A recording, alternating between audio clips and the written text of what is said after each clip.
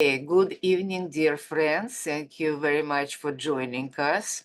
It is our pleasure to present this event with John Bredin, who we really know for quite some years, and about his remarkable work as a writer, TV host, and scholar whose main interest is the research in the history of Blanche Walsh and the start of the Hollywood. So John Bredin is an educator, writer, and show host, and performance artist as well. His books include Hope is a Quest, The Magic of Everyday Life, and the new series of Fame. He hosts TV show on education, the arts, and social change called Public Voice Salon, a show that he produces with his wife. The show was nominated for the prestigious Eden Prize, the equivalent of Nobel Prize in education. John recently obtained his doctorate at educational leadership from Drexel University. And his unique doctoral study looks at the potential of movies and media to nurture a more just, loving, and peaceful world. It will be wonderful if it could happen. Central to his study is, as I said, a forgotten actress in his family, Blanche Walsh, who starred in the Lost film that played a key using unsung role in the birth of Hollywood. Join us on a campaign to educate the world about his great forgotten artist and Hollywood happier beginning. This presentation also will be recorded and posted on YouTube. So the floor is yours. Thank you, Regina. Thank you so much. And thank you to the Russian American Cultural Center for inviting me to give this talk tonight on Blanche Walsh. Now, this is for Women's History Month. And the talk is titled The Forgotten Mother of Hollywood. It's a story with a unique Russian twist, and you'll see about that as we go forward. What happened? How come it's not moving? Yeah, it's moving. Can you see? Yes. No. How do I? My wife is here to help me. Okay. Oh, okay. Okay. Hold on.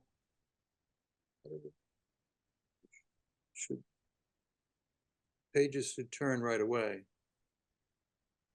Wait a second. Oh, I should use that. Okay. Now I figured out. Thank God my wife is here. How about? Okay. We'll begin with this. This is what I call a real-life Cinderella story. Here you see a picture of my grandmother on the left. She was 7 years old there. This is her first photograph taken when she arrived in America in 1909. And how did she get to America? Well, my grandmother was born in London. She was being raised by a single mother. She never knew her dad. Her dad took off when she was born, and she was being raised by a single mother who worked as a chambermaid in a hotel in London. So one fine day, this famous actress from New York named Blanche Walsh was staying in the hotel. And despite the huge gap between their social class, this actress became friendly with my great-grandmother, and they became close. And so one day, Blanche Walsh offered my great-grandmother a job back in New York as her head wardrobe lady, taking care of all of her outfits. So she thought it was a great opportunity, and she got on the boat and she came to New York with Blanche Walsh. Now, what did she do with my grandmother? She put my grandmother in an orphanage. run by French nuns. And then she got out of London and came to New York. We don't know if she was going to send for my grandmother later. Perhaps she was, or perhaps she was just trying to make the great escape and start a new life. We don't know. But what did happen was, a week later, a photograph of my grandmother fell out of her purse. And the actress saw it. And she said, "Who's this lovely child?" And my great grandmother started to cry, and she got embarrassed, and she tried to hide the photograph. And the actress said, "Let me look at that photograph. Who is this lovely child?" And so my great grandmother said, "That's my daughter. I didn't think I could bring her. I put her in an orphanage." So anyway, the actress said, "Look at this beautiful child. We can't leave her behind. I'll send for her right away." And that's exactly how my grandmother came to America. She came across the ocean on the American Starliner, which was the most luxurious cruising ship at the time before the Titanic. She remembers seeing the Statue of Liberty pulling into New York Harbor. She did not have to go to Ellis Island. There was a limousine waiting at the dock in the Hudson River to take my grandmother to Blanche Walsh's Park Avenue duplex. It's a magical fairy tale, real life fairy tale that really my grandmother first told me when I was a little boy. When she was babysitting, she would tuck me into bed, and it's always been a very powerful story for me. Blanche was essentially the American Sarah Bernhardt. Sarah Bernhardt was considered the greatest actress in the world at the time. And so if there was an American actress who was truly great, they would say she is the American Bernhardt, you know? And that's who Blanche Walsh was. And yet it's so strange how she's been completely forgotten, you know? But it's true for many great women in our culture. In a patriarchal society that doesn't value women, so many great women have been forgotten. And Blanche is one of them. Now, when I say she was the American Bernhardt, she used to perform in the plays which were part of what's called the Sardou repertory. Now, who was Sardou? On the left, there's a picture of Victorian Sardou. He created what was known as the well-made play. He was one of the great playwrights of his time, and he used to write plays specifically for Sarah Bernhardt in France. And later, when they were performed in the United States, guess who performed them? Of course, it was Blanche Walsh. Now, the three most notable plays in the Sardou repertory were Fedora, La Tosca. La Tosca, that was before Puccini turned it into an opera and dropped the La and just called it Tosca. And also Antony and Cleopatra. Sardou had his own version of Antony and Cleopatra. But before Blanche Walsh became the American Bernhardt, she was being mentored by the great Fanny Davenport. On the left, you see Fanny Davenport. She was considered the American Bernhardt at that time in the 1880s and 1890s. And she took a liking to Blanche.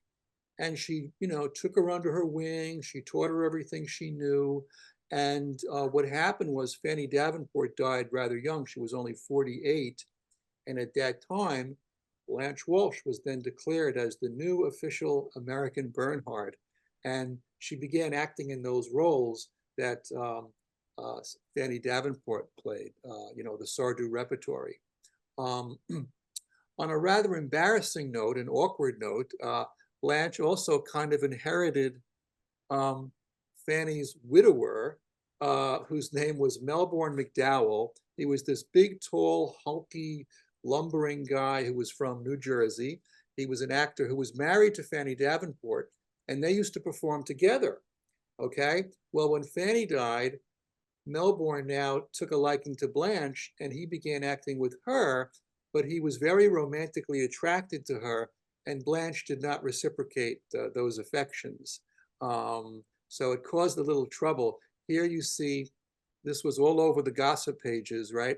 Blanche Walsh broke my heart. It was a big scandal of the time. And there was one story, I think the most dramatic story about that was when Blanche and Melbourne were acting in Antony and Cleopatra in San Francisco. And Melbourne was begging Blanche to run off with him and be his lover, you know, and marry him and all that. And Blanche was resisting his advances. And so Melbourne got very depressed and he was at the bar and he was drinking, but that was just before the play. And so now he had to go on stage and he was drunk. And Blanche was literally holding him up during the play, during Antony and Cleopatra, and whispering his lines into his ear. And but it was all over the paper the next day. One of the great scandals of its day. Blanche was born on the Lower East Side, which was a very colorful place to be born and grow up at that time. It was truly the American melting pot, you know, people from all races and nationalities blending together, mostly from Europe at the time, though. And that's where Blanche was raised. And this is actually the site of her birthplace on the right. It is now a high-end boutique, not a boutique, it's a vintage store that sells, you know, antiques and stuff like that. It's a perfect place to be the birthplace of Blanche Walsh. And I discovered that on Blanche's, the 100th anniversary of her death. My wife and I went around and visited the places that were notable in her life, and this was one of them.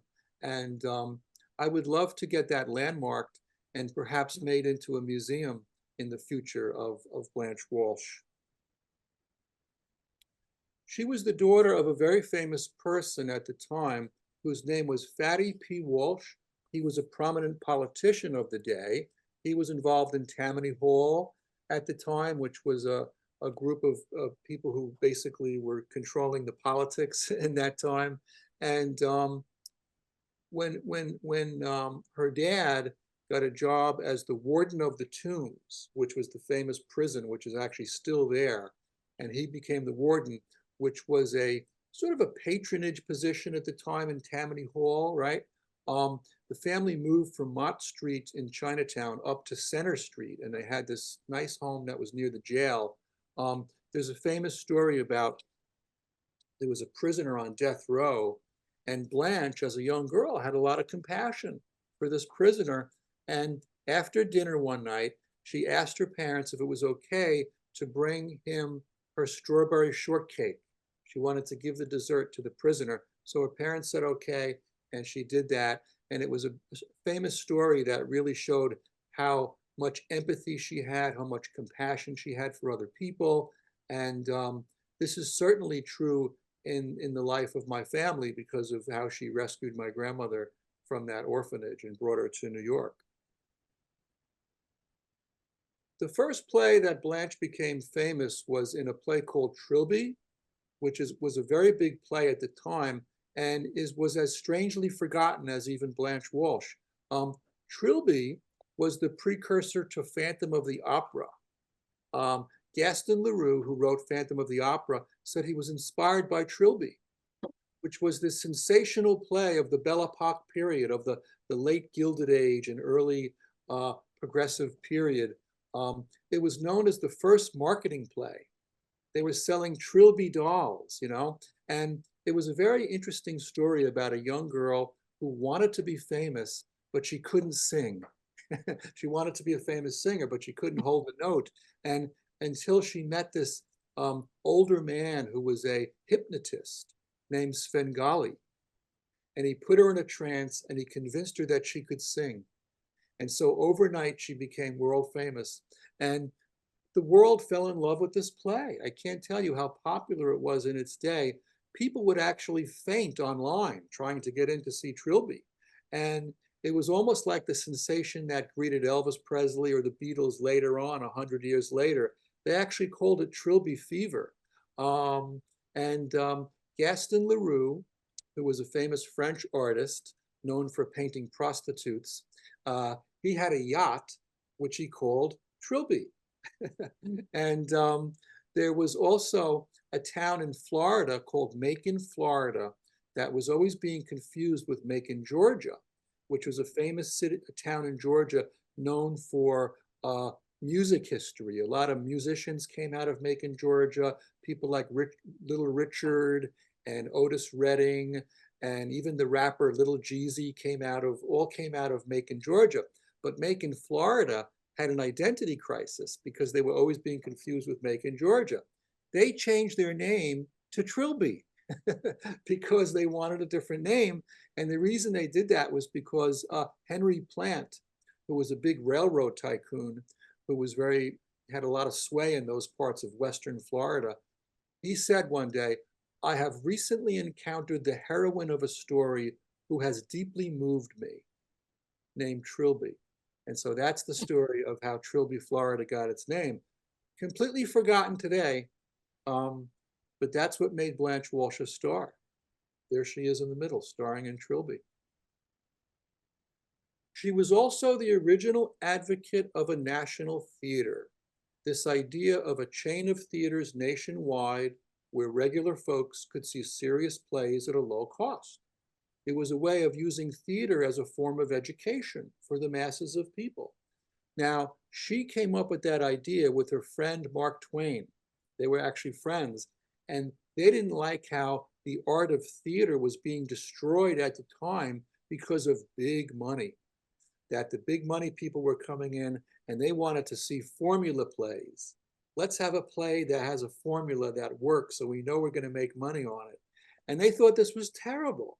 It was destroying the whole artistry of theater. So Mark Twain and Blanche Walsh got together and came up with this idea of an American National Theater. Well, Blanche said to Mark Twain, "Mark, would you help me promote this?" And he said, "No, no, no. I prefer to scatter the seeds and let others do the cultivation." So it was Blanche Walsh who became the original advocate of an American National Theater, which we still don't have today, although England does have a national theater because of Laurence Olivier. He put a national theater through in England. The closest America ever got to a national theater was in the 1930s when Franklin Roosevelt was president, and he had a program called the Federal Theater Project that put to work out-of-work actors, directors, and playwrights. And so they had these plays performed across the country. They kept them at a low cost, and they tended to be high-quality plays, like serious theater.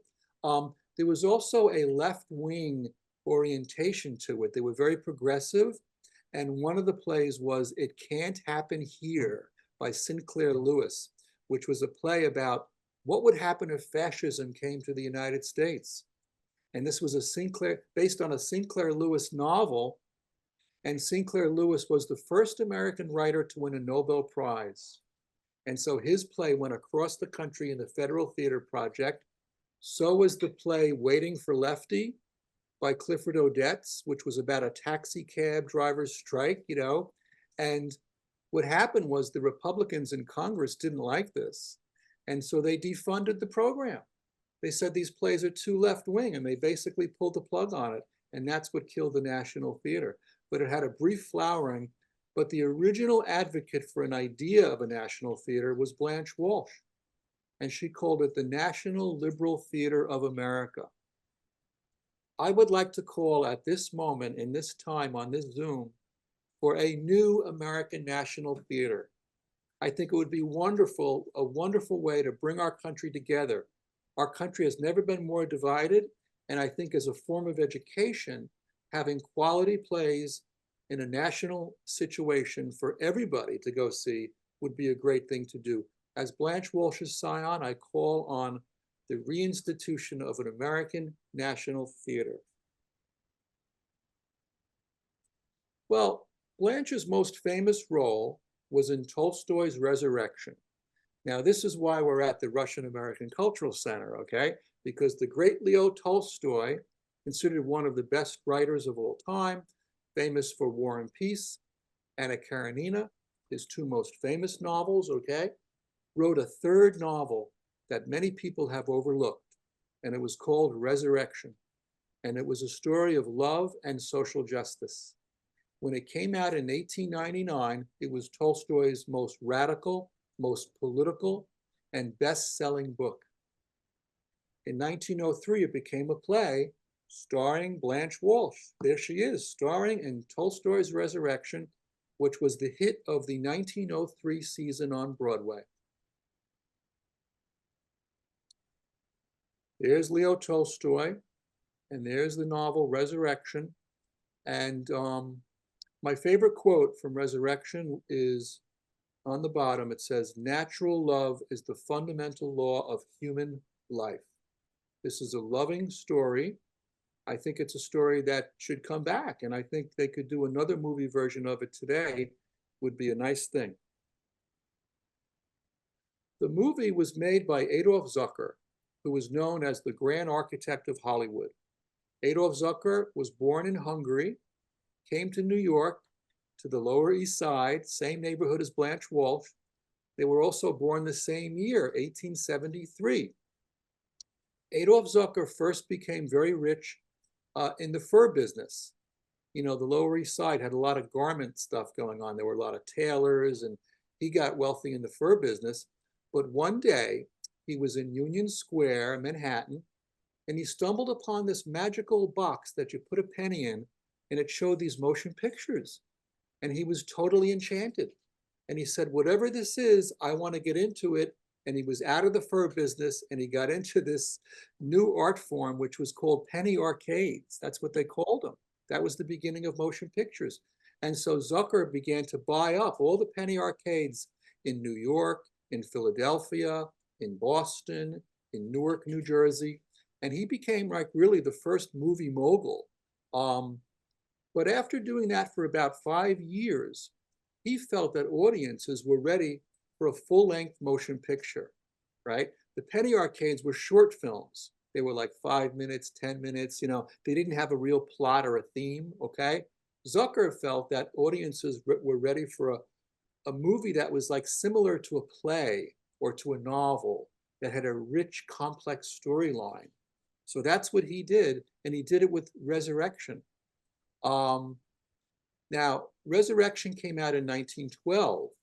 It was lost, so we forgot about it. In 1915, this movie came out called The Birth of a Nation. And this was D.W. Griffith, okay? It was considered a great technical achievement for film, but the subject matter was terrible. It was a very racist movie, and it depicted Black people as stupid, lazy, and dangerous. And this movie helped to spark a resurgence of the Ku Klux Klan. It really did. It was screened at the White House by Woodrow Wilson there, who only recently we found out that Wilson was a racist, okay? Princeton University, a couple of years ago, they actually removed Woodrow Wilson's name from their college, from one of their schools, because of his racism, okay? And he screened The Birth of a Nation at the White House. There's another great story about Spike Lee when he was taking his film courses at NYU, and the professor was going on and on about how great Birth of a Nation was, you know, from a technical standpoint, but he never mentioned the film's horrible politics. And Spike Lee was so angry that for his thesis film, he made a movie called The Answer, which was his response to Birth of a Nation. And you know what? It almost got him thrown out of NYU. That's how controversial it was at the time. So anyway, what we have here, what you're learning right now, is that Hollywood had a much happier, better beginning with Resurrection than this racist movie that a lot of people think was the original feature film of Hollywood. You know, when I give talks about this, I say to the audience, who can tell me what was the first American feature film? Somebody always says Birth of a Nation. So I think we have to correct that. And that's what we're doing here. Leo Tolstoy was a pacifist before it was cool, okay? He was considered a great religious thinker. He was the first progressive educator. He had a school on his estate, Yasna Polavna in Russia, where he educated the peasants, okay? And this was known as the first progressive school. There were no grades, there were no tests. He would take them on field trips.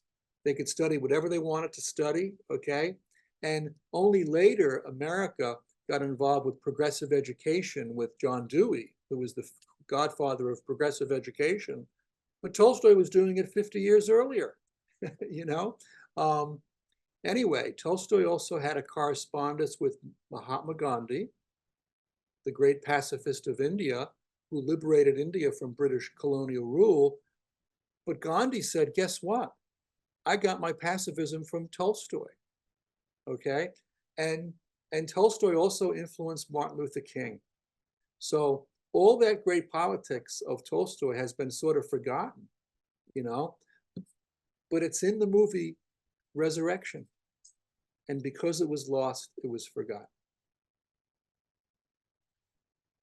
The reason that Tolstoy wrote this novel, Resurrection, is also such a fantastic story. It could be a movie unto itself, okay? The plot of Resurrection is based on a true story that was told to Tolstoy by a lawyer friend of his. And Tolstoy said, this is an amazing story. I'm going to write a novel based on this, okay?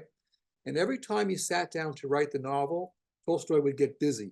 He was always distracted by different projects. And 10 years went by, and he didn't make any progress on Resurrection. One day, there was a Russian religious organization.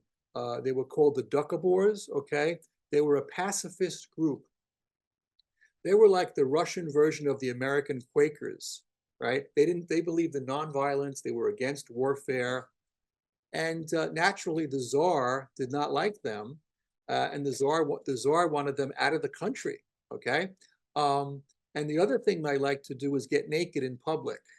That was one of their things. And I call them a strange precursor to the American streakers. Back in the 1970s, there was this fad called streaking, where people would take their clothes off and run around in public, you know, to demonstrate for some cause. You know, you would see them running across a baseball stadium naked, you know, things like that. But that's what the Doukhobors would also do. So anyway, they were pacifists, so they needed money to get out of Russia. And they were being persecuted by the Tsar. So they went to Uncle Leo Tolstoy and they said, could you give us some money so we can get out of Russia? Tolstoy wrote the book Resurrection as a fundraiser for the Doukhobors because he already had renounced his copyright before that. He was wealthy enough, he came from an aristocratic family, he didn't need any money from his books, and he felt that all his books were gifts to humanity.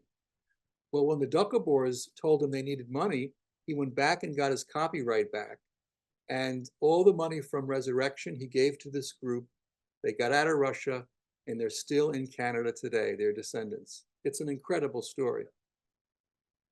Here are some rare artifacts from Resurrection. On the left, you see an actual movie poster of it, a color movie poster of it. On the right, there's a film still, and you could see Blanche Walsh. Look at those dramatic eyes. This woman was, you know, a part of my family. And in that movie, she created the prototype of what's called a movie star. There was no such thing as a movie star in those days, you know? Stars were for plays. Movies, anybody could be in a movie, you know? Somebody off the street, come on, we're making a movie, you know? Movies were not taken seriously at the time. Adolf Zucker changed all of that. He elevated the motion picture to an art form with Resurrection that was now taken serious. And at the same time, he created this notion of a movie star. So in a sense, you could say that Blanche was the early prototype for the movie star. Just to show you what a powerful story Resurrection is, okay, there were several other movie versions of it in the 20th century. All the way on the left, you see a version by D.W. Griffith, who is the guy who made, you know, Birth of a Nation later, that horrible racist movie. But in 1909, he made a short version of Resurrection, okay? That's what he did. That was the year my grandmother came to America, by the way, 1909. In the middle, you see Edwin Carew, who was the most notable Native American filmmaker. He made two versions of Resurrection. One of them starred Dolores Del Rio. We see her picture here. This is Dolores Del Rio. She was the first Latina superstar, and she was in Edwin Carew's version of Resurrection. he discovered her in Mexico City at a party doing the tango and brought her to America, and she became a very big star. And then he did a second movie version of Resurrection starring Lupe Velez in 1931, a Mexican actress who was known as the Hot Pepper. And so that was his two versions of Resurrection. On the right, we see Sam Goldwyn, who was another great movie mogul in America, who everything that Adolf Zucker did, he imitated. He loved Zucker. Zucker was his idol. And he was another immigrant from Europe. He came from Poland. And what was interesting about a lot of these movie moguls from Europe, they basically had no formal education, you know, and yet they wanted to have some gravitas. They wanted their movies to matter. And so they would turn to culture in order to show that this art form can also be serious, you know, and that's what Zucker did with Resurrection, and that's what Sam Goldwyn did also with the same story of Resurrection, only he retitled it We Live Again, and it was starring Frederick Marsh and Anna Sten. Anna Sten was a blonde-haired, blue-eyed Ukrainian beauty who Sam Goldwyn was trying to make the next Greta Garbo. He thought that she would be MGM's version of Greta Garbo. That didn't work out, but he put her in several films, and one of them was We Live Again. So if you want to see what the Resurrection story is all about, you can watch We Live Again. It streams on Amazon Prime. Russia made its own version of Resurrection, or rather the Soviet Union did in 1960, and you see it on the left. And on the right, you see Italy, France, and Germany. 3 countries collaborated on the last version of Resurrection, which was in 2001. I think we're overdue for a new version of Resurrection. I think certainly America is overdue for that. And yeah. Okay, now we're going to get to, this is my doctoral thesis, which is where I developed a lot of this research, okay? My doctorate is in educational leadership, but I looked at cinema because I think cinema is a great form of education or miseducation, one way or the other. And I'm trying to move it more towards a more positive way of nurturing a more loving society through film, okay, a more just society. And we have had versions of that in Hollywood, okay? I think overwhelmingly too often movies are made just to make money. But if you look at the history of Hollywood, you'll see these great classics, like on the left, you see Charlie Chaplin in Modern Times, which was a critique of capitalism. It was a very thoughtful film by Charlie Chaplin, okay? We see in the middle, we see Jimmy Stewart in Mr. Smith Goes to Washington, which was about a little guy who gets elected to Congress and he fights the machine. He stands up to big power, you know.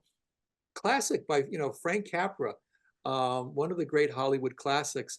On the right, you see Warren Beatty in Bulworth, which Warren Beatty, one of the great Hollywood activists, okay? He had has a strong moral compass, okay? And he made several movies that really reflected his very progressive politics. I think Bulworth was probably the most important because he really shows the power of big money over our politics and our media that's destroying our democracy. And I've actually been using this film for 20 years in my classroom. I've been showing this film to my students. And it's a great example of combining entertainment and education along with social justice. We see this as an example. I think The Birth of Hollywood is one of those unknown things where Russia and America collaborated, you could say, because it was a Tolstoy novel and it was an American director, an American actress and actor. But here in 1975, the two countries got together on this incredible space voyage called Apollo-Soyuz. And this was at the height of the Cold War, you know, and they were able to work together as a team to put these astronauts up into outer space. I think we have to start emphasizing the positive things in our country, in our society, and in our world. You know, You put on the news at night, all you see is bad news. I think that the countries need to work together. I'm a utopian thinker, so I'll be very honest with that. I believe in love and peace and all that. And but I think if we only put bad news out there, then we'll get, that's what we get. What you see is what you get, you know? And I think that the birth story of Hollywood is one of those great examples of the two countries collaborating as they did in 1975 on this incredible space mission. So my doctoral study is known as an autoethnography. So here's a little bit of a quick lesson on what is autoethnography. Autoethnography is basically ethnography, which is you study a culture, but combined with you look at yourself, okay? The auto part means self. So in autoethnography, you're researching a cultural or a political phenomenon, but you're also turning the spotlight on you. And you get to tell your own stories. You get to be what's called reflexive, okay, about your research and why this matters to you personally, okay? 20 years ago, autoethnography was not taken seriously. Now it's all the rage in sociology. It's where all the cool kids want to be, you know? It's become very, very interesting. And it's also very scientific in its own way. So I looked at my own family in terms of Blanche Walsh as this person in my family who rescues my grandmother. She was in my grandmother's life for only a short time, and then she died at the age of 42. But somehow those theatrical reverberations went right through the generations, okay? Here is my dad. Well, here's Blanche Walsh on the left. I mean, look at her.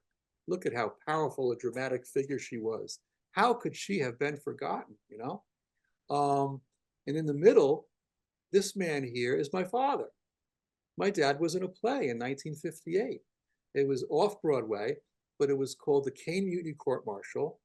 The director of the play, Chester Morris, who had been a big actor in Hollywood in the 1930s. He was a big A-list star. He was in movies with Lucille Ball and you know, all of the big stars of the day, Jean Harlow and Norma Shearer. He was doing this, you know, theater work when he was older, and he just loved this play, Caine Mutiny Court Martial, and he took it all across America. He wanted to bring my father on the road with the play, but my father had just gotten married, so he gave up that dream, that acting dream, to be a stable, you know, husband and father. And somehow that dream goes on. It lives on in me. You know, I'm developing this into a play, into a solo show. You're seeing a kind of a version of my solo show here with this PowerPoint. But this slide here on the right, there's my father there in a play when he was in his 30s. And at that time, he was working backstage in a theater in Paramus, New Jersey, called the Playhouse on the Mall. It was the first theatrical venue in the United States situated in a shopping mall, so that ordinary people in the suburbs could get exposed to quality theater. I think what's amazing about that is that that is exactly the kind of thing Blanche Walsh was trying to do, you know, 75 years earlier with her National Theater. And now her spiritual grandson, my father, is involved in a theater in a shopping mall. And he worked backstage for 25 years. And occasionally they would ask him to come on and perform a small part. Here he's playing a role in a burlesque show called This Was Burlesque. Anne Corio, she revived the art of burlesque in the 1960s. She went around the country in this burlesque show. She was often featured on Johnny Carson's show, and she would perform at the Playhouse on the Mall. And this actor here next to my father is Zero Mostel, very famous actor who was in Fiddler on the Roof. So you see these reverberations of theatricality that have trickled through my family. And so I looked at that in my doctoral dissertation. Now, going back to my childhood, since I discovered all these incredible things that Blanche did only recently, like I always knew that Blanche was a great actress and famous when I was younger. I never knew how famous or important she was until about 10 years ago, when I started researching her. And then I discovered that she was the prototype for the movie star. I discovered she tried to create a national theater. I discovered she was the American Bernhardt. If I had known all of that when I was younger, I probably would have went right to Hollywood, without a doubt. Because as a young boy, I was very theatrical. I had dreams of being an actor and being on stage or being a performer. That was my original dream. I eventually became a teacher, but as an educator, I'm also very performative. So I'm like a performance artist as a teacher. But here you see me as a little boy, and there I am as Santa Claus, age 5. My first starring role is Santa Claus. And there's my cousin Kimmy. She's my audience there, okay? On the right, my maternal grandfather, Frank Martucci, he was half German, half Italian. He was a very theatrical man. He was a blue-collar guy, but he became very rich in real estate, but he also had a very charismatic personality. And he was very into movies, and we would make these family skits where we would have to have a sort of a little comedy that we would do in our family. And here's one version of that. This is my Uncle Carl on the left, and there's me playing a robot at about age 7, So all of these artifacts became significant for me as an autoethnographer. See? If I wasn't an autoethnographer, this would mean nothing to me. This wouldn't be considered scientific research. But as an autoethnographer, your own artifacts become very, very important. And you begin to look at your life in a different way. I'm a different person now after doing this study and after discovering these things about Blanche Walsh. I'm ready for Hollywood. But there I am as a teacher. And this is my 30th year as an educator. I am so happy to be a teacher. I'm glad I chose this noble path over being an actor, honestly. But now in my life, I really want to combine both. And that's actually what I did in my doctoral research is I looked at the intersection of entertainment and education.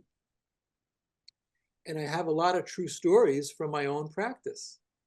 Here I am, a picture of me in Newark, New Jersey. I taught for 5 years at Essex County College. It is a college where students really need hope. They really need hope because they're coming out of a sort of a inner city environment where there's a lot of poverty, racism, crime, okay?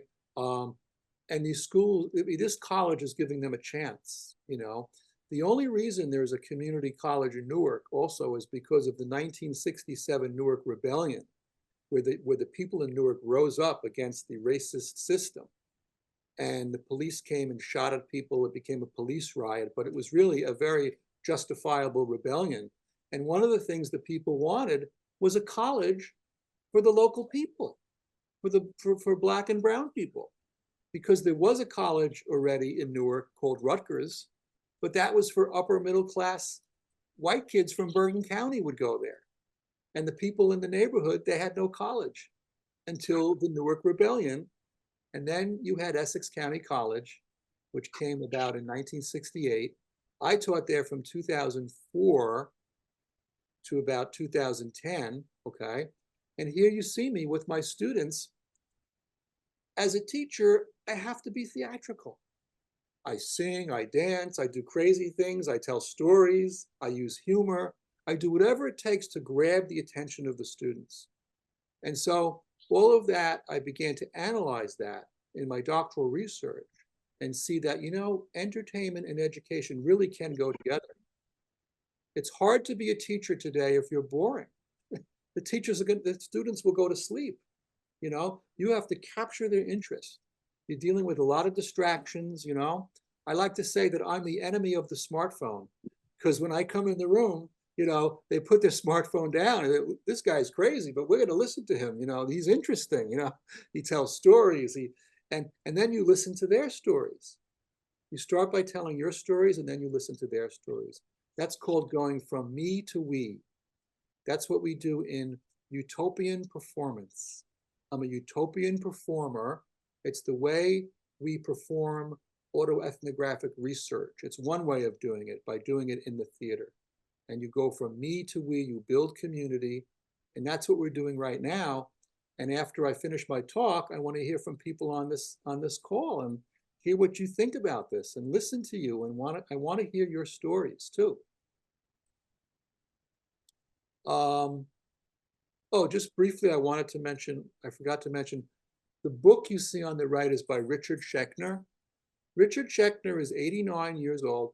He teaches at NYU. He's considered the founder of performance studies, okay?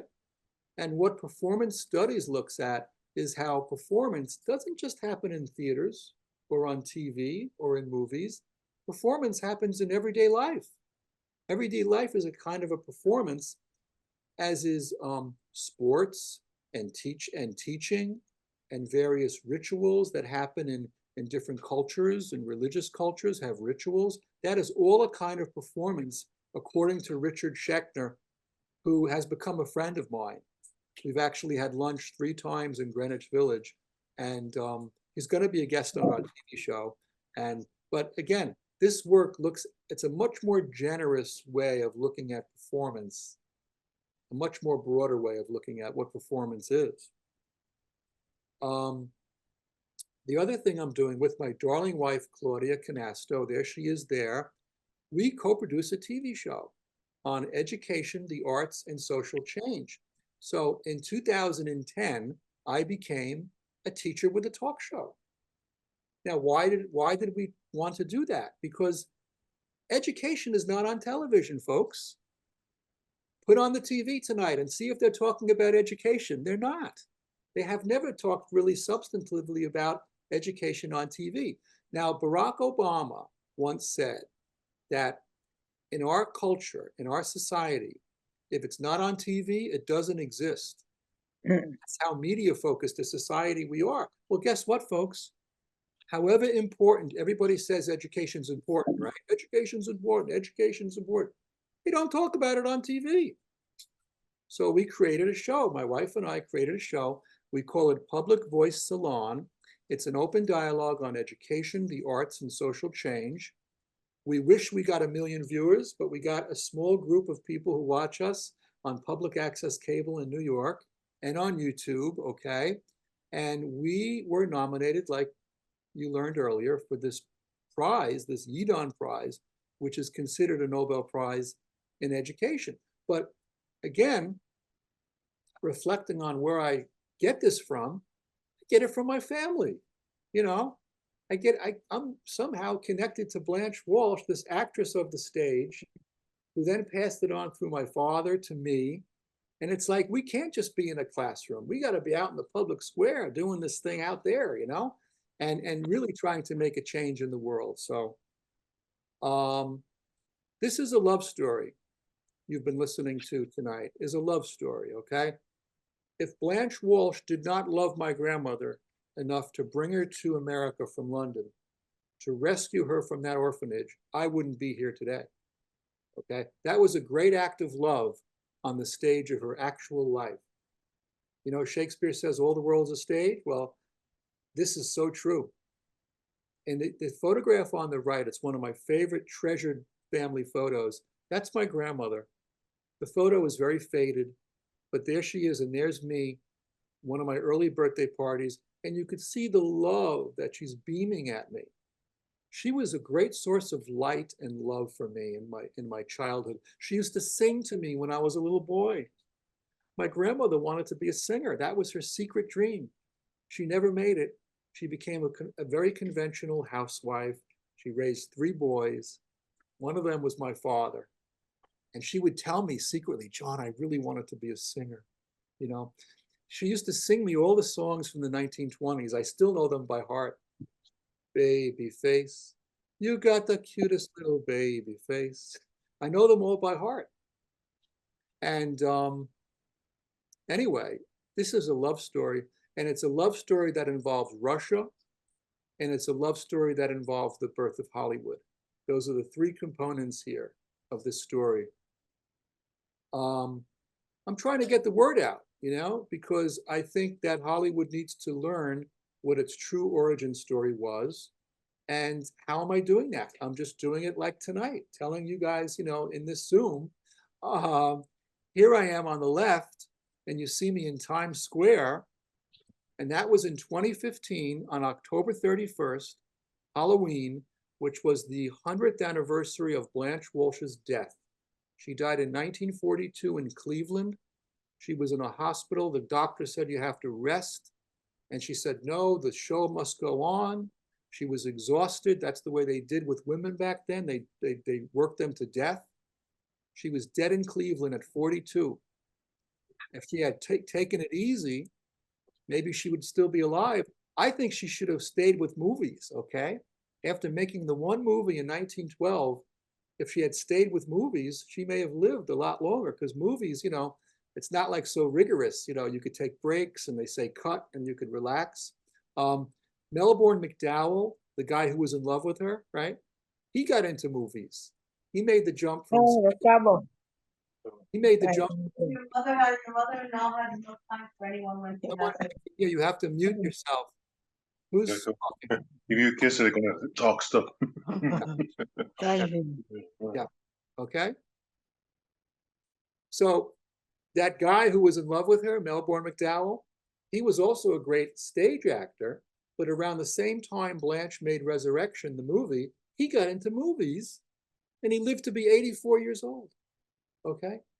Blanche's ex-husband, Alfred Hickman, also got into movies, and he lived a much longer life. And then Nance O'Neill, who was an actress who was Blanche's rival, they called her the American Bernhardt too, and they called Blanche the American Bernhardt. But as I proved to you tonight, I believe it was really Blanche who was the true American Bernhardt. But Nance O'Neill was also called that, and Nance O'Neill married Blanche's ex-husband, Alfred Hickman. So they were both married to the same man, okay? And Nance O'Neill went into movies, and she lived to be 90 years old. So I love to speculate that had Blanche gone into movies, she might have had a much longer life. But there I am on what we called it the Blanche Walsh Remembrance Tour in 2015, because since the entire culture forgot about Blanche Walsh, I said to my darling wife, Claudia, we have to celebrate this day. This is Blanche's 100th anniversary of her death. So we went around to all the sites that were important to her life, okay? We went to the birth site on Mott Street in Chinatown. We went to the mansion in Brooklyn. She lived in a mansion in Brooklyn in Prospect Heights, a building that's still there. And I rang the bell. And the people came out and they said yes. And I told them, guess who lived in this building? And they couldn't believe it. And they invited me inside, it was incredible. And then I went to Times Square. That's on 42nd Street and 7th Avenue. You see me there. Now it's the site of the Reuters building, which is for business news, okay? But then that was the site of the Victoria Theater, Oscar Hammerstein's Victoria Theater, the grandest theater of its day. That's where Blanche Walsh performed her signature role, Resurrection, on Broadway, starring Blanche Walsh. And you see me there striking a theatrical pose, paying homage to that great performance. Finally, as we wrap up here, and I really want to hear what you think about this and what your reactions and thoughts are, and if this inspires any stories from you, and about your own life and second chances, going for big dreams, because I'm going for my own big dream now. I'm not, holding back. And I think American culture has to go for its big dream of correcting the birth of Hollywood story. So maybe we can make better movies going forward in the future. That's why I titled my thesis, Imagine a Hollywood for the Greater Good. And the subtitle is A Story of Lost Film, Found Family, and Recovered Dreams. We have to recover our dreams, personal and cultural, okay? The origin story of Hollywood is wrong. The one we have now is wrong. Birth of a Nation was not the first American feature film, I'm sorry. Resurrection came 3 years earlier, and it was a much better movie. It was a movie about love and social justice, based on a novel by the great Russian author Leo Tolstoy. So Hollywood had a humanistic birth. It has something it could live up to. We are living in a time right now in which origin stories are being realized, how important they are, okay? Go to any website of any company and they'll have their origin story right in the middle. Click on our story, right? Any couple that you meet, they love to tell their origin story, how they met. I met my darling wife, Claudia, in Central Park.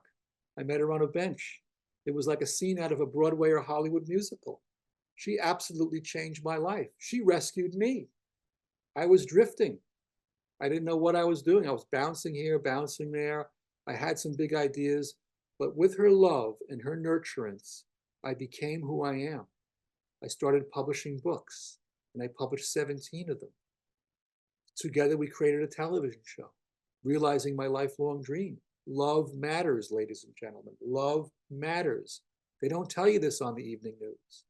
They're embarrassed to talk about love. But love matters, and love gave us Hollywood. It gave us Hollywood. And origin stories matter, you know? And Hollywood has only been around for 100 years. Seems like a lot longer, but it's only been a little over a century, okay? If you look at other art forms like music, music's been around for a long time. Painting goes back 60,000 years. These are the ancient caves that they found in Spain and in France. Painting goes back, you know, that far.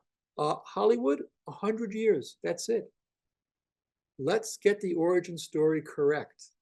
We have a rare opportunity now that finally I discovered this film that existed, and I only stumbled upon it because, you know, one of my relatives starred in it. And I call her my relative, even though there's no biological link. She was my spiritual great-grandmother. She was our family. She was what's called found family. And I believe in the power of found family. Found family is not the family you're born with, but it's the family that come into your life. It could be a teacher, it could be a mentor, it could be people you work with on an activist project. They're your found family. Blanche was our found family. I call her also the true mother of Hollywood. We need to remember her. Well, thank you all. I'm so grateful to you, Regina. I'm so grateful to the Russian American Cultural Center. I want to get to know you guys better. I want to come to your actual place, which is on 76th Street in Manhattan, you know, when you start having events together. But you have been so kind to me, and I really can't thank you enough. And I would love to know what you think, and I would love to know what everybody on this call thinks about what I just said. And if you have any questions or comments, I would love to listen and be part of a dialogue with you. So thank you very much. John, thank you so much. It's such a interesting, informing, and moving altogether. And we learn positive, inspiring, right? very powerful story.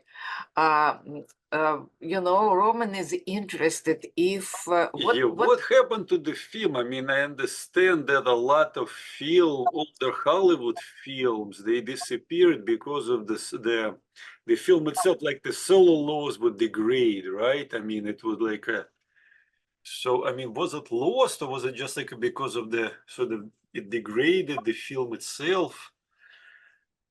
Yeah, we don't know that. We don't, I mean, there are several theories about it, okay?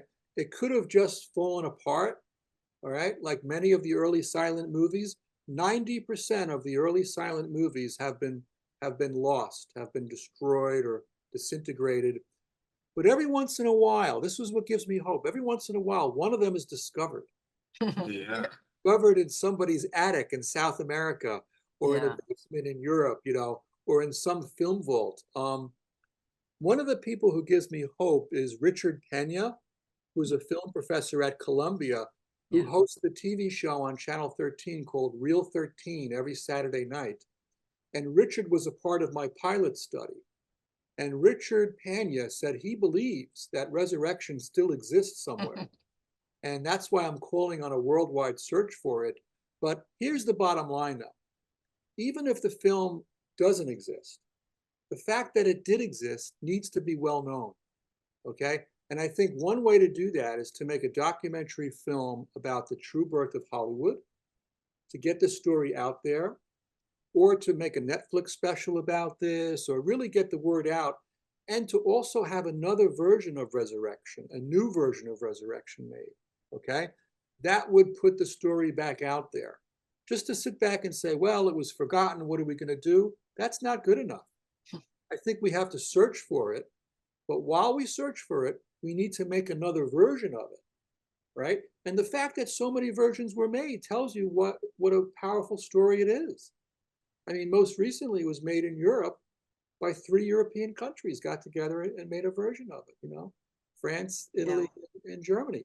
The last time America made a version of it was in 1934. Oh, well. I think we're long overdue, you know. I would like to see a version starring people of color also, to make it a multicultural type of situation, you know. And in my book, which is about to come out, I actually mentioned someone who I think would be great to play the role that Blanche Walsh played, Meghan Markle, the princess. Yeah. You know, she first of all, she was an actress. She was, yeah, she Yes, was good actress, right, she was a right. great We actress. saw her, right? We saw her in some This would TV be shows for sure. this would be a very juicy part for her or for anybody to play the role that Blanche Walsh played. At the same time, I think there needs to be a movie about Blanche Walsh too. And that would also be a very juicy role for any actress to play, either in the stage version of it or the movie version of it. As of now, I am the leading expert on Blanche Walsh in the world. There's nobody else right now doing it. Okay? I don't want to be alone, though. I don't want to be alone. I want others to join me on this. Do you know, one of the people who supported me was Glenda Jackson. Do you remember Glenda Jackson, the great actress, the British actress? She won an Academy Award. She won a Tony Award. I wrote to her, and Glenda has a very strong sense of politics, too, because she was elected to the British Parliament as a Labour politician for 20 years. She gave up acting because she felt that she wanted to give back to her country. And when I wrote a letter to Glenda Jackson in 2018, when she was playing on Broadway in Edward Albee's Three Tall Women, she called me at home twice. I have her voice on my answering machine, Glenda Jackson. And she invited me to meet her backstage at the Golden Theater. That was a life-changing moment for me, to have Glenda Jackson in my corner and telling me, you know, this story has to come out. You have to keep doing this. And I think eventually it's going to get out there, hopefully sooner than later. And that's one reason I based my doctoral thesis on this, because I think movies do educate people, and Hollywood doesn't realize what its birth story was, you know?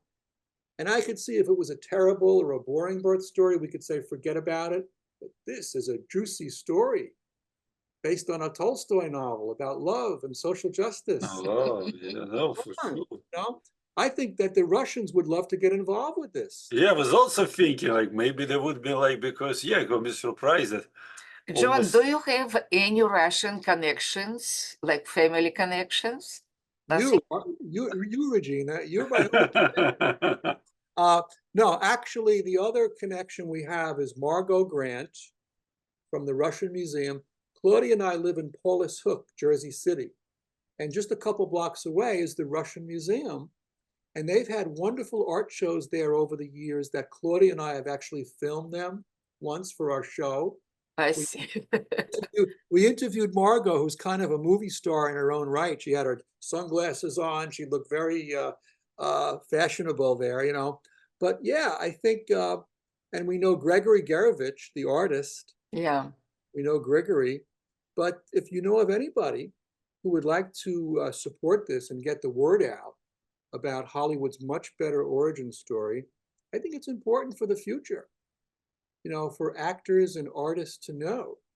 No, it's a fascinating story, you know, and I understand you very well because my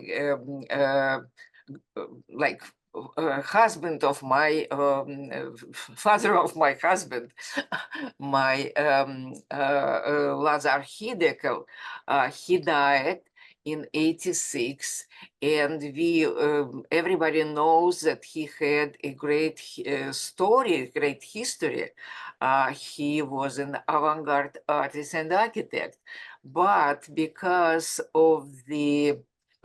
he was an avant-garde artist, he kind of hiding his past and hiding them in his, in the box, basically his works. So when he died, the time changed and the perestroika came to Freedom, Russia right, and freedom and blah, blah, blah. So we started to study, to explore, and to discover and rediscover not only us, but also we started this, to publish these works. And now it became clear that he was one of the founders of a new urbanism, because his futuristic cities really were not like only utopian visions, but absolutely real. They just needed to be discovered in the right time, in the right society which really looks for a new even equality of the people, because it's something which is going up. Also saves the land. It's like a new possibility of people to live in a new environment. And actually his vision for the architecture was on the scale of the world, of the nature. So it's became so important now, and we had a number of exhibitions and a lot of publications that we did, and scholars. So I understand it very well that your history, your family history, really plays a huge role in your life. And you are trying to be on the level, of your predecessors. Of course, to rediscover it. And but this novel, hopefully, I mean, maybe in the future, as they say, the sun also rises and there's going to be a brighter, now the world is sort of in a little bit of a rough patch, and hopefully, in the next maybe few years, or it's going to get better. Maybe it's going to be some kind of, maybe international production, right, for this film, maybe involving Russia, US, Europe, and because it's a great story, but it is kind of forgotten. I mean, I have heard about it, but not much, not like other But works of Resurrection was a very important novel, actually. We even studied it in the school. So it's not like, the third tire. but it's not as, really, as famous as many it's not others. like, War like Peace War or and Anna Peace or Karenina. Anna Karenina, because Anna Karenina is such a love story. And this is much more a complicated story and much more important. And really, it's a social justice. It's how person takes responsibility of what he did years ago, and he was so moved by this, and he understood his guilt. It's not often really happening, because usually people pretty okay, it happened, people like to excuse themselves. And this person, it's not excusing himself. He really takes this till the end. So this is a very powerful story, one of the most powerful stories in Russian literature. Wow. Oh, I needed to hear that, Regina. Thank you so much for that. God bless. Thank you. Thank you. Because, there is a very important, there are many important episodes, but the episode during the trial is extremely important. When, this как это, суд этих, Yeah, the jury. the yeah, jury, yeah, the jury. Actually, we like consider that one of the most progressive institution in Tsarist Russia was a jury court Yeah. that was on the very close And to you were the judged by to your the peers, Western and model of so the Russia was, of the court. had a lot of democratic Yeah, so reforms. it was moving slowly towards. yeah. Yeah. And at the same time, he shows this jury, and every member of the jury had his own like attitude or things to do or something, somebody was not so carefully listening, This is psychological story about this jury is very important. And it was very important for us because you see that when your life in the hands of a group of people, even if these people are good people, but who knows what they were thinking, what was really like, distracting them on a personal level or whatever. And the only this person who really discovered that he was, the center of this tragedy. He was, so it's a very powerful story, very powerful. Wow, wow. And right now, Regina, you're proving to me how dedicated you are, and I'm sure this organization is, to literature. I mean, this is a real Sure. deep literary discourse we're having, which is very rare, even in the public square today. As an English professor, I put on my Professor John hat, so you get A+ for really Thank showing you. literature. But here's another point of this. What got me excited about this story, about researching this, was in 2013, George Saunders.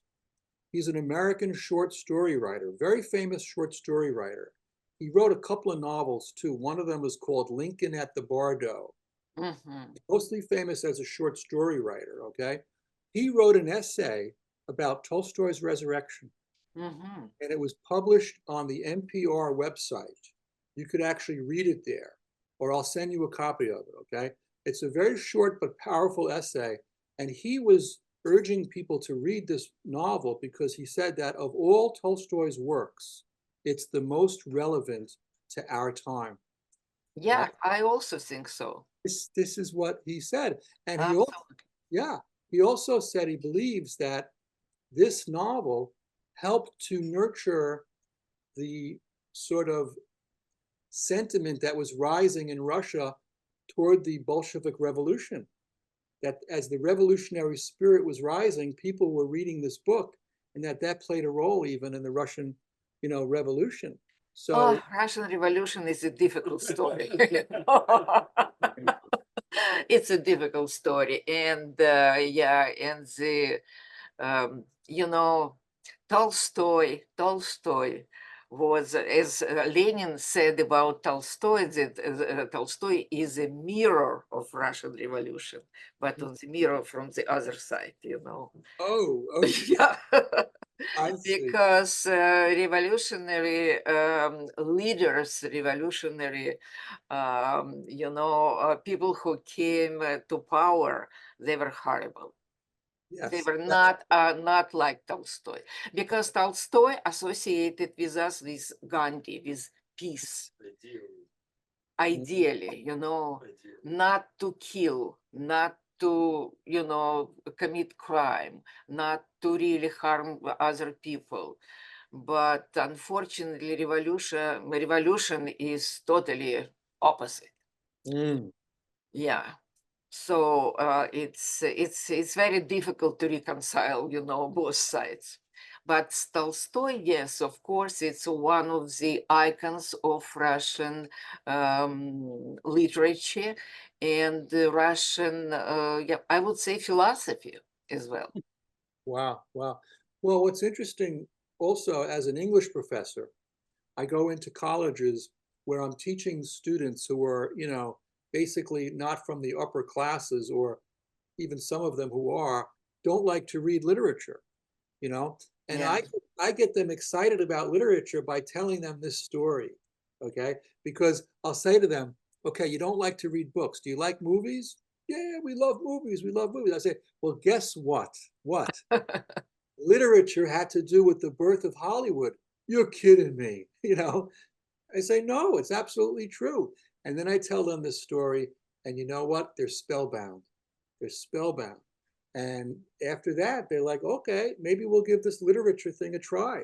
You know, if so, there is a connection between Of cinema course. and literature. Yeah. Um, It's no movie without literature because it's a storytelling, you know. yes, yes. You know that it was pretty good Russian movie, Resurrection. Oh, It was pretty good. Did you see it? No? no, the one from 1960, you mean? Yes. I haven't seen it. It was pretty good one, yeah. Where could I watch it? Is it dubbed in English or is Probably We're gonna have to look we have to look on that's it because now they really resurrected, you know, Oh, all we have to. these I mean, movies, it yeah, might be if from you the go to YouTube, 60s and it's in 50s Russian and probably. 40s. You can see a lot of movies now, 'Cause that movie all the probably on Russian YouTube, movies. but Wow. probably in Russian. Yeah, but you just look for it, you know, look- maybe on YouTube. They put it on YouTube, like Sometimes they all. put a lot of old Russian because they I didn't see it. I didn't see it for a while, Yeah. but it was a very solid, good movie with very Regina, good actors and. wow, wow. If you would like to screen that at the Russian American Cultural Center, I'd be happy to come in and give a little talk and I would love to, but I don't have a copy. We have to I don't know, find the it. rights, you it's know. a Soviet movie, Yeah. it doesn't have any copyright, I think so. No, they don't have. No, So, the Soviet movies You don't have find it, copyright, yeah, but you gotta they look for it, but yes. they have to be. Dubbed. Yeah, Yeah, we don't know if yeah. they digitized We're many gonna many have to films look, from we're the gonna past, have to look. but not all of them. Mm, But mm. probably, who knows? We have to look for it. Do you know of any Russian writers, contemporary Russian authors who would be interested in this story? In Resurrection. Well, yeah, in other words, in knowing that Resurrection was the prelude to Hollywood, that it was the foundation of Hollywood. I think a lot of Russian writers today don't know that. No, I'm sure that they don't know about Yeah. that. You know, this is why we do this, you know, conversation now, and we will put it on YouTube, Okay. and maybe more people will learn about this, you know. Maybe you can write something for our website, you know, about this event, and we can disseminate the information. I think it's interesting. It's very interesting. And I like that Russia, which is now, you know, we have a lot of troubles, but Yes. to be seen in a good way.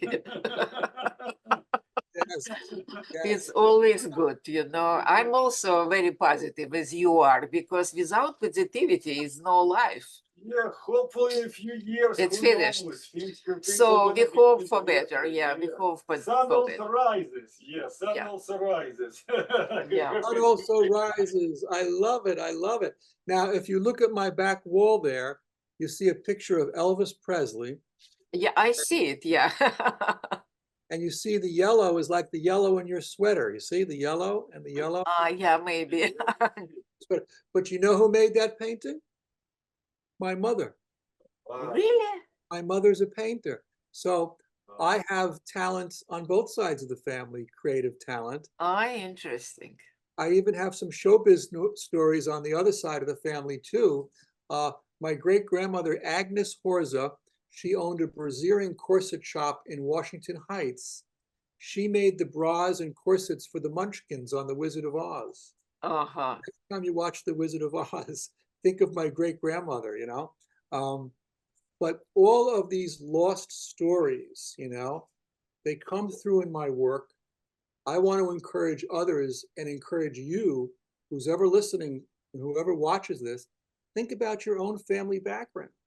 And think Oh, about I'm those. thinking about all the time. Why am I asking if you don't have any Russian roots or Russian Jewish roots? Because we are so much, immersed in our past, and this is very important. We remember our parents, we remember our grandparents, we remember our great-grandparents, and it's a very important part of our life and our soul and our conscious. Wow, wow. As we get ready to wrap up here, I want to thank you both. I also want to thank Dr. Henry Louis Gates Jr., who has a television program called Finding Your Roots, which I've been watching religiously. My wife and I watch it on Tuesday nights, and that's also inspiring me to go back to realize that we are who we came from. We are who Absolutely. we came from. And Yeah. so thank you, Dr. Gates, if you're listening. I also heard Dr. Gates give a talk about his show in New York 10 years ago before he started the show. He gave a lecture, and that also helped to inspire me to go into my own ancestry. And so I want to thank my family, and I want to thank you, Regina, and Thank your you. son. What's your son's name? Hello there. Roman. Who? Roman. Roman, Regina and Roman, a mother-son team.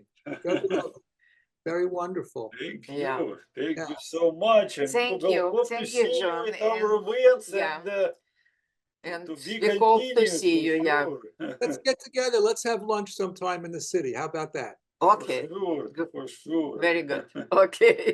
That's wonderful.